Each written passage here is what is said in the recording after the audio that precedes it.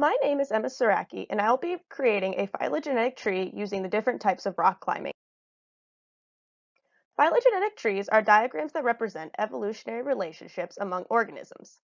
Now, there are two main types of evolutionary change. Anagenesis occurs when a species evolves over time without breaking off from the evolutionary line of descent. Cladogenesis occurs when there is a break in the evolutionary line of descent and a new species is created from that branching off point.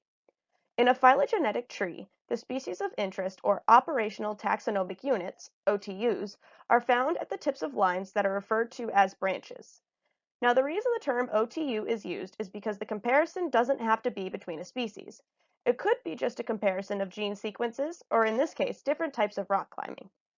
Anyway, the point at which each branch connects is called an internal node, which represents a splitting apart of a single group into two descendant groups.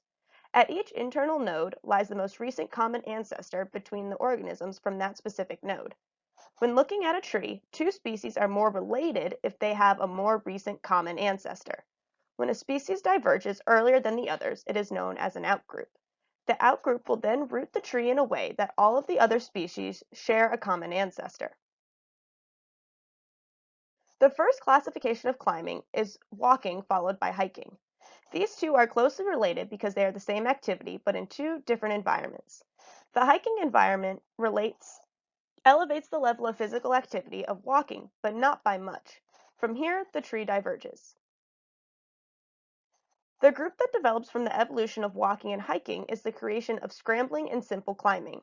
Scrambling can be defined as walking up steep terrain involving the use of one's hands. Simple climbing is the first step of graded climbing where a rope is required along with other climbing gear. Both scrambling and simple climbing involve upward movement with the use of hands. However, the climbs are not difficult. From here, the tree diverges further. The group that develops from scrambling and simple climbing is the creation of technical climbing and aid climbing.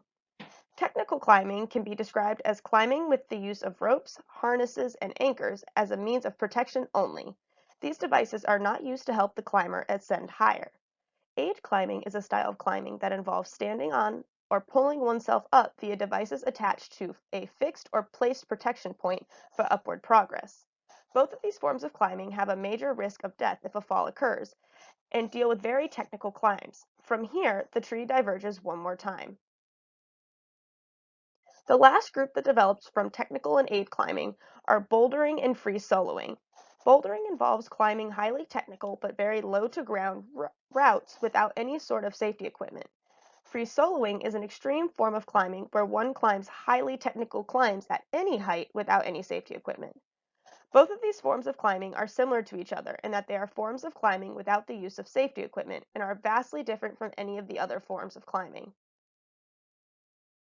The final tree looks like this.